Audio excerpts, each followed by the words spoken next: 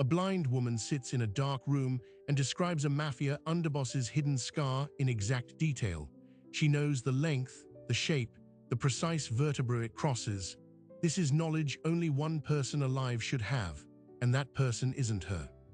Her name is Amara. She is 28, completely blind since birth, and has never met the man they call the Viper of Busan. Yet she has just recited a secret buried for a decade. His weapon is still in his hand, but the real threat is the impossible fact now hanging in the air between them. How does she know? And what happens when the only person who should know a secret is dead? To understand how Amara found herself in that room, you must first understand how she sees the world. She doesn't, not in the way you do. Her world is built from soundscapes and textures, a map drawn in echoes and heat. She navigates her neighborhood in Seoul not with a cane, but with a series of subtle clicks she makes with her tongue. The sound bounces back to her, painting her surroundings in auditory detail, a skill called human echolocation. To her, a brick wall doesn't look red, it sounds dense and rough. A glass window sounds smooth and hollow. This is not magic, this is neuroplasticity. Her brain's visual cortex, deprived of light since birth, has been repurposed. It now processes sound and touch with such heightened precision that she can tell if you're holding a ceramic mug or a paper cup just by the way the air moves around it. She lives in a small, meticulously organized apartment in the Itaewon district. Every object has its designated place. Her job is translating audiobooks from English to Korean, a task that pays her bills and feeds her love for layered narratives. Her life is quiet, predictable, and built on a foundation of logical sensory input, until the first headache. It begins 3 months before the confrontation. A piercing pain behind her eyes, followed by a flood of sensations that make no logical sense. She's making tea when a wave of information crashes into her. The taste of salt spray, the smell of diesel fuel, the feel of coarse rope against a specific patch of skin on a wrist. It's vivid, overwhelming, and completely disconnected from her reality. She dismisses it as a migraine with a sensory aura, a known neurological phenomenon. But the episodes return, and they are never random. They are always tied to specific objects. The first concrete incident happens at a flea market. Her friend Minjai guides her through the stalls. As Minjai places a vintage pocket watch in her palm, Amara gasps. The metal is cool, but the sensation that floods her is violent. She feels a sharp, burning line being drawn across her throat. She hears a gurgled breath, a voice choking out a name, Jun Seo. She feels the overwhelming emotion not of pain, but of bitter betrayal. She drops the watch. When she describes the sensation to Minjai, her friend pales.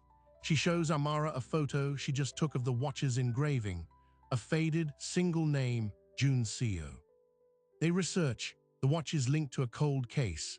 A mid-level logistics manager named Park Jun Seo was found in the Han River a decade ago, his throat cut. The case was ruled a suicide, but the family always disputed it. The watch was his, lost the night he died. Amara's description of the killing stroke, the emotion, it aligns eerily with the family's private theory of a personal betrayal. But how? Amara rationalizes it. Perhaps she's picking up on microscopic residues, blood particles, or stress fractures in the metal her hypersensitive touch can detect. Her brain, a master pattern finder, is constructing a narrative, a logical, if extraordinary, explanation. Then it happens with a ripped jacket in a donation bin. The moment her fingers trace the torn lining, she is submerged in the sensation of a car interior, the smell of expensive cologne and fear, the sound of a baseball bat impacting a kneecap. She feels the owner's humiliation more than his pain. The jacket, they later find, belonged to a businessman who was violently kneecapped for a debt 2 years prior, a story that never made the papers. The episodes are no longer migraines, they are transmissions, and they are pointing her toward a hidden layer of the city, a history of violence etched not in records, but in the objects left behind. Her unique neurology, her brain's repurposed visual cortex, isn't just interpreting echoes. It seems to be decoding emotional and physical imprints on items with intense traumatic charge. A psychologist might call it psychometry, a psychic concept. A neuroscientist might theorize about quantum data or mirror-touch synesthesia gone hyperactive. Amara doesn't know the mechanism. She only knows it's real, it's frightening, and it's getting stronger. This brings us to the man in the dark room, the Viper of Busan. His real name is Kang Seok-jo. He is 34 years old, the operational brain of the Jumgangpa Syndicate's Seoul corridor. He didn't get the scar in a street fight. He got it 10 years ago in a fishing shed on the coast near Busan. His older brother, Kang Min-jo, was high on meth and trying to prove his loyalty to a departing boss by executing his own sibling for a perceived slight. The knife slipped. Min-jo panicked, thinking he'd killed him, and fled. Seok-jo woke up alone, sewed the wound shut himself with a fishing line and needle, and never spoke of it. His brother vanished into the sea 2 days later, presumed dead by drowning. Only 2 people ever knew the scar's origin, Seok-jo and his brother. A brother the world believes is at the bottom of the ocean. So when a blind translator is brought before him, a woman who witnessed a Jumgangpa enforcer's murder in a back alley using only sound and who the police are too corrupt to trust, he expects fear or bargaining. He does not expect her to tilt her head, as if listening to a faint frequency from his direction, and speak with detached clarity about the length, the curve, the specific vertebra, and the shaky hand of his brother. Information that breaches the single most fortified vault in his life, his past.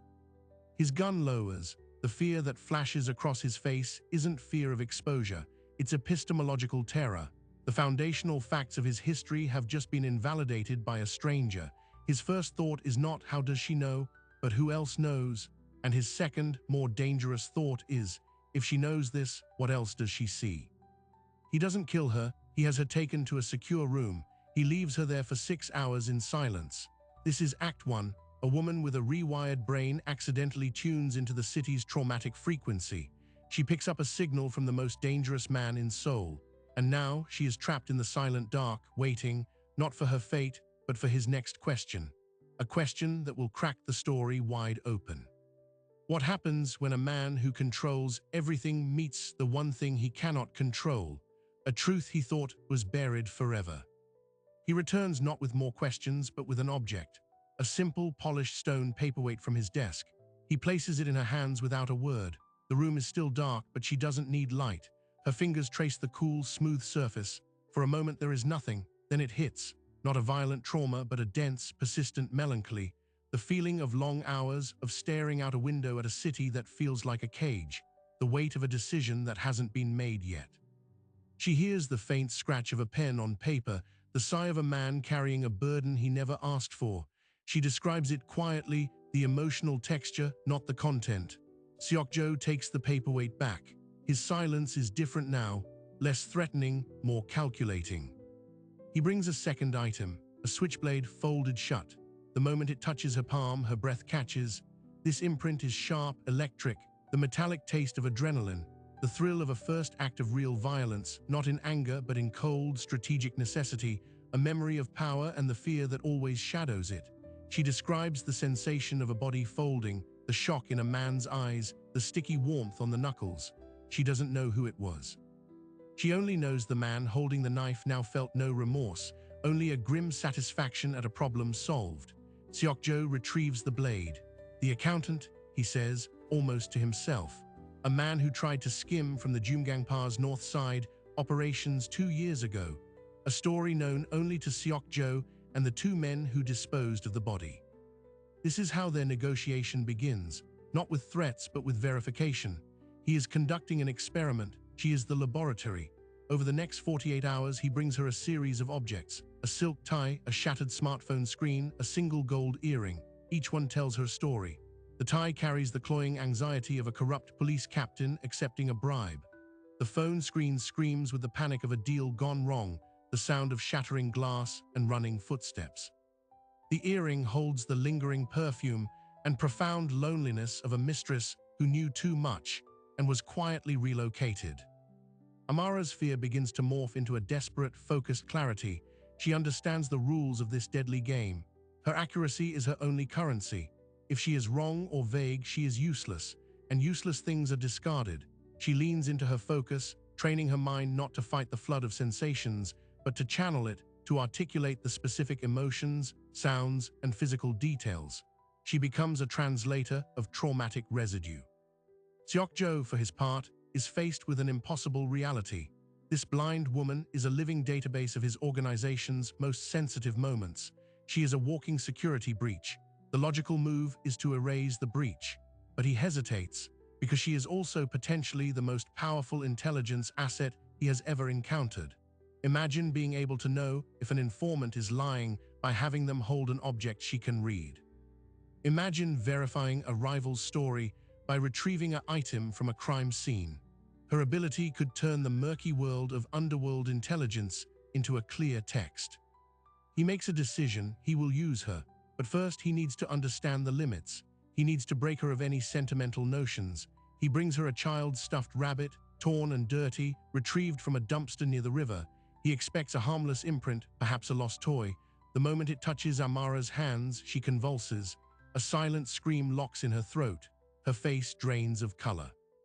The imprint is not a single memory, but a looping, suffocating terror of darkness, of cold water filling the lungs, of small hands clutching at nothing.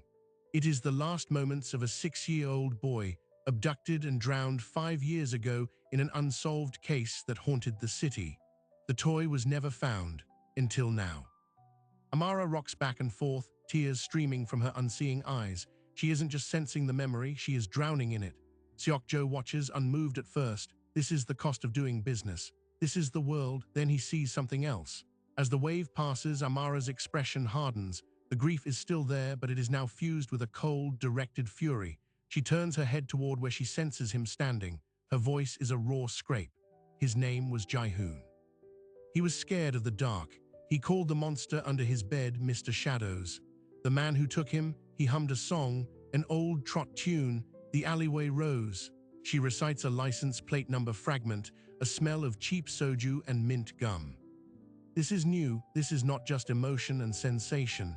This is specific, actionable forensic data pulled from a child's dying consciousness. Seokjo feels a chill that has nothing to do with the room's temperature. He takes the toy back. The information she just gave him is a ghost from a closed case, details never released to the public. He has it verified discreetly. The song, the phantom license plate digits, they align with an early discarded suspect, a low-level driver with a history of drunkenness who had an alibi. An alibi provided by his cousin, a mid-ranking member of a rival syndicate. The equation in Seokjo's mind shifts irrevocably. Amara is not just a tool for his business, she is a key to the past. And in his world, the past is the master key to the present. He thinks of his brother. The scar on his neck throbs, a phantom pulse. He has lived with the story for a decade, his brother, weak and panicked, failing at killing him and then dying a coward's death. But what if the story is wrong? What if the imprint on the knife he used, if it still existed, could tell a different tale? He begins to use her for more than verification. He starts bringing her objects from cold cases within his own organization. A missing courier's favorite lighter, a burned ledger recovered from a fire. He is no longer just testing her, he is auditing his own history. She uncovers an embezzlement he never suspected, identifies a traitor whose betrayal was written in the anxious sweat on a recovered weapon's grip. Her ability becomes his secret weapon, cleaning house with terrifying efficiency. But Amara is not a machine. Each imprint takes a piece of her. She stops sleeping, haunted by the echoes of violence and despair she absorbs daily. She is losing the boundary between her own memories and the traumatic memories she inherits from objects. She knows she is being used to facilitate more violence, to settle scores. She is complicit. Her moral line, once so clear, is now blurred beyond recognition. The fragile silent alliance between the blind translator and the crime underboss is built on a foundation of mutual exploitation. He exploits her ability. She exploits his protection to stay alive. But a secret this potent cannot remain contained. Word begins to filter out, not about her ability, but about Seokjo's uncanny, sudden accuracy in his internal purges. Rivals grow nervous. The corrupt police captain, whose anxiety she felt on the silk tie, hears whispers. He starts asking questions. The pressure cooker is sealed and the heat is turning up. Amara feels it. She knows this cannot last. She needs an exit strategy. And she realizes with a sinking clarity that the only leverage powerful enough to possibly buy her freedom is the one secret Seokjo cares about more than any other, the full, true story of his scar. She needs to find the object that holds that story's imprint. Not the knife, that's gone, but something else from that night. And she has just been handed a clue from the most unexpected source. The child's toy, the humming, The alleyway rose. It's a thread, and she knows, with a certainty that is itself a kind of echo, that this thread doesn't lead to a child's murderer. It leads directly back to the fishing shed. It leads to the brother who supposedly died. It leads to the moment Seokjo's world was carved into his neck. And if she can find it, she might finally have the power to change the game. But to pull that thread, she will have to betray the one man keeping her alive. Amara's search for the alleyway rose begins not in the underworld, but in the digital archives of a public library using a screen reader. It's a cover. She tells Seokjo she needs auditory stimuli to cleanse her palate between traumatic imprints to listen to music. He allows it under supervision. She researches old trot songs. The Alleyway Rose is a minor hit from the late 90s, performed by a singer named Bae Yongshik, who fell into obscurity. But in the comments of a digitized performance, she finds a thread.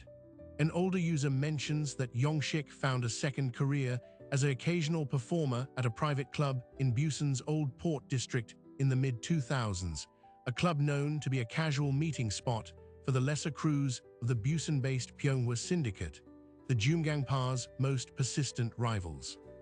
The humming man from the child's imprint was connected to the Pyeonghwa. The driver suspected in Jae-hoon's death had a Pyeonghwa alibi, and the song leads back to a Pyeonghwa-associated club. This isn't a random thread.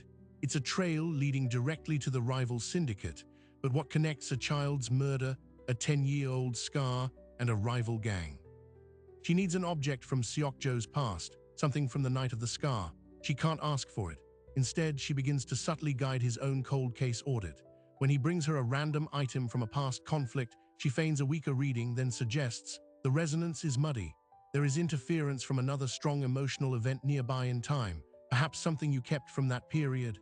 A container, a tool, a piece of clothing." She is fishing. He is a meticulous man. He keeps trophies, not of victory, but of lessons. It works. He brings her a small, locked metal box from a safe. It contains items from what he calls the restructuring, the period a decade ago when he took over after his father's death and his brother's disappearance. There's a broken watch, a blood-stained ledger page, and a simple, cheap stainless steel Zippo lighter, scratched and dull. He doesn't mention its significance. He doesn't need to. The moment Amara's fingers close around it, the world dissolves. She is no longer in the room. She is in the fishing shed. The smell of salt, rot, and meth is overwhelming. She is seeing through the brother's eyes, Minjo's eyes. The emotions are a chaotic storm, paralyzing fear, a desperate, love-starved need for approval from their dead father, and a corrosive, secret hatred for the little brother who was always smarter, always colder, always better. She feels the knife in her asterisk hand. She feels Seokjo's grip on her wrist, not fighting, just holding, eyes wide with disbelief. Then the lurch, the slip, the searing line of pain on Seokjo's neck that she, as Minjo, feels as a wave of nauseating failure. The memory doesn't end with Minjo fleeing in panic. It jumps. It jumps to later that night. Minjo is in a car, not alone. His face is a mess of tears and snot. He's holding his own wrist, where a tattoo of a sparrow, a brotherhood symbol, is being painfully burned away with the very same Zippo lighter Amara now holds. A man in the driver's seat is humming The Alleyway Rose. The man speaks, his voice calm, paternal. "It is done. Kang Minjo is dead. You are Park Dishik now." The Pyeonghwa family values useful regret. The memory imprint fractures, but not before one last sensation imprints itself. Not hatred for Seokjo, but a crushing, lonely grief, the loss of a brother. Amara drops the lighter as if electrocuted. She gasps, drawing breath back into her own lungs. Her body is trembling with the phantom pain of the scar and the burn. Seokjo is watching her intently. "What did you see?" She tells him the first part, the shed, the fear, the slip. She tells him his brother's emotional truth. He was a desperate, pathetic figure, not a cold betrayer. She omits the car, she omits the humming, she omits the Pyeonghwa. She tells him the memory ends with his brother running into the night, consumed by shame. It's a mercy and a lie. Seokjo listens, his expression unreadable. He picks up the lighter. For a long time, he just stares at it. The story he's told himself for a decade of a weak, disloyal brother is undermined. It was an accident born of pathetic instability. The scar on his neck suddenly feels different, not a mark of betrayal, but a monument to a family tragedy. He dismisses her.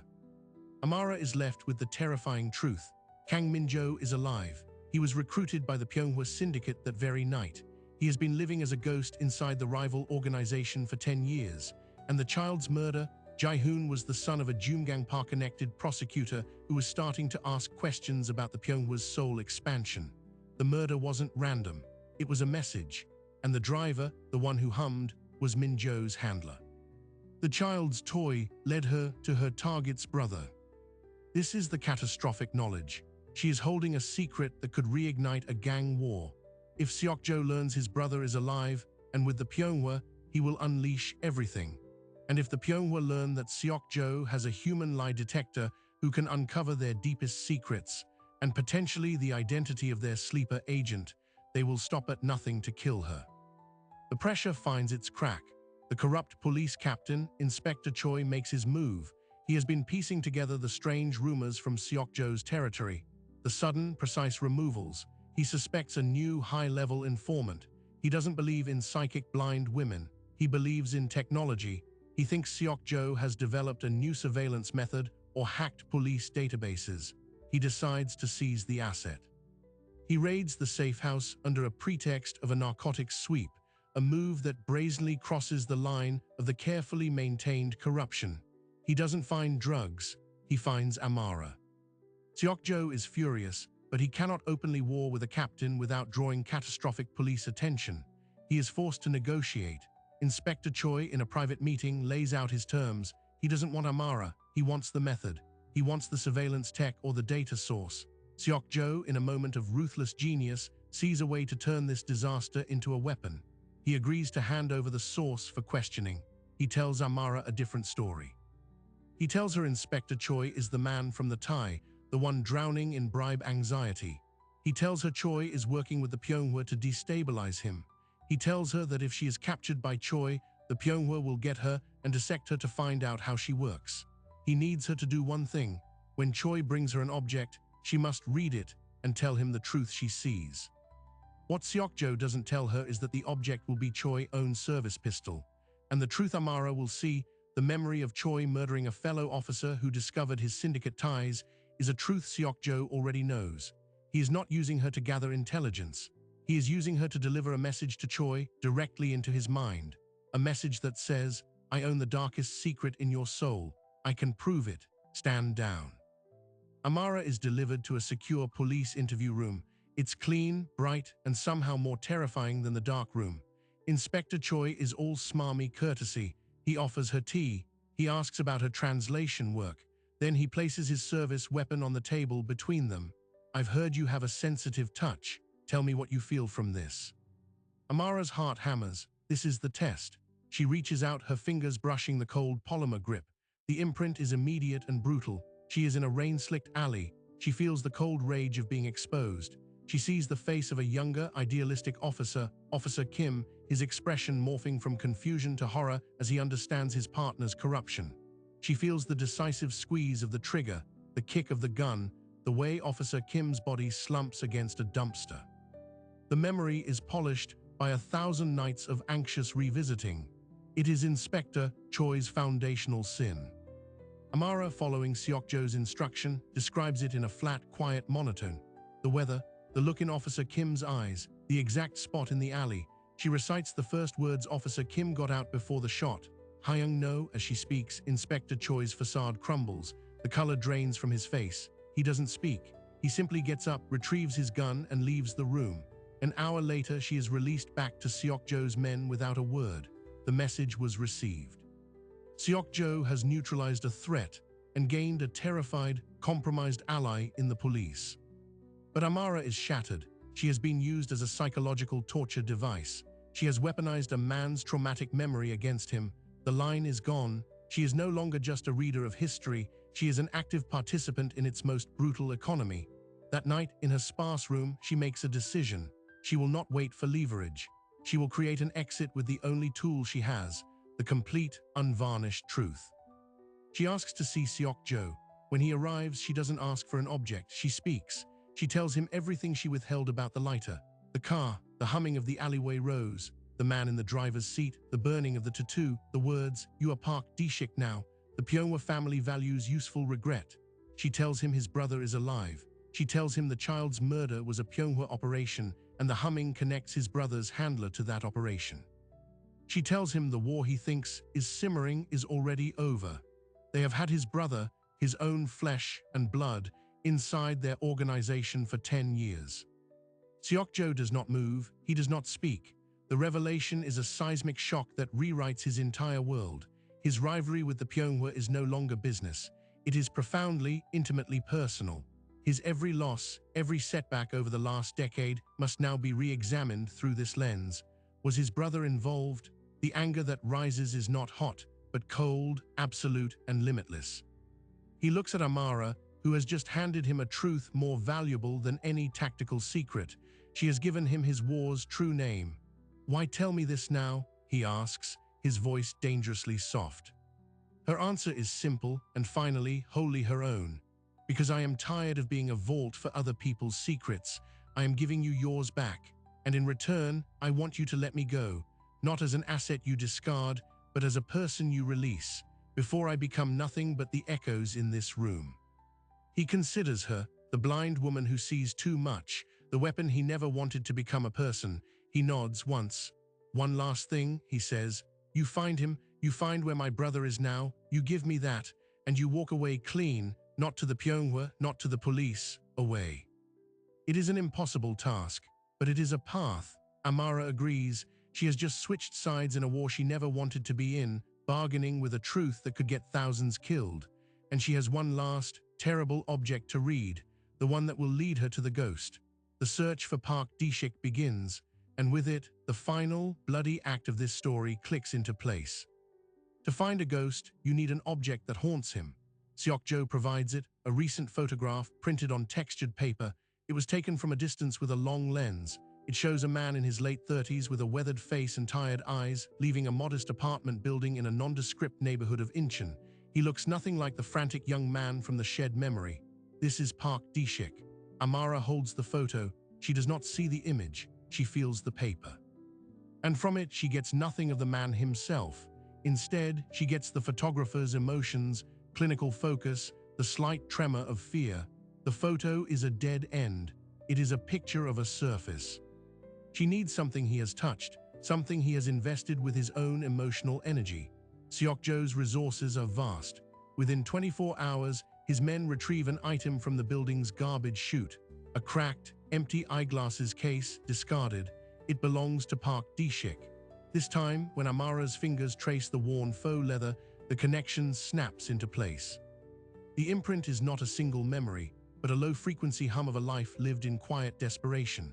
The constant, grinding anxiety of maintaining a lie, the loneliness of a man who cannot have friends, cannot have lovers, cannot connect. There is a specific recurring sorrow attached to a date, every October 12th, the anniversary of the night in the shed. On that date, the emotional imprint reveals Park Dishik visits a small Buddhist temple in the hills outside Incheon. He doesn't pray. He just sits in a particular corner of the garden, near a stone lantern. He goes to be near someone else's memory of peace. The next October 12th is in 5 days. Seokjo listens to this. His plan is simple. He will be at the temple. He will finally face the brother he thought was dead. Amara has delivered her end of the bargain. She expects him to let her go. Instead, he tells her she will be there too. She is the proof. She is the only one who can, in the moment, verify the truth of whatever is said. She protests. He is unmoved. This is the final reading. After this, she is free. The day arrives. The temple is quiet, cloaked in autumn mist. Amara is positioned in a covered walkway with a clear auditory path to the garden, a small listening device relaying sound to an earpiece Seokjo wears. She is a witness and a failsafe. Seokjo, dressed in plain clothes, sits on a bench near the stone lantern. He looks like a man in contemplation. He waits. Park Dishik arrives. He walks slowly, his movements carrying the weight of his double life. He doesn't notice the man on the bench until he is almost upon him. He stops. A decade falls away in an instant. The recognition is not dramatic. It is a slow, dreadful dawning. The color leaves his face. He doesn't run. He just stands there, exposed.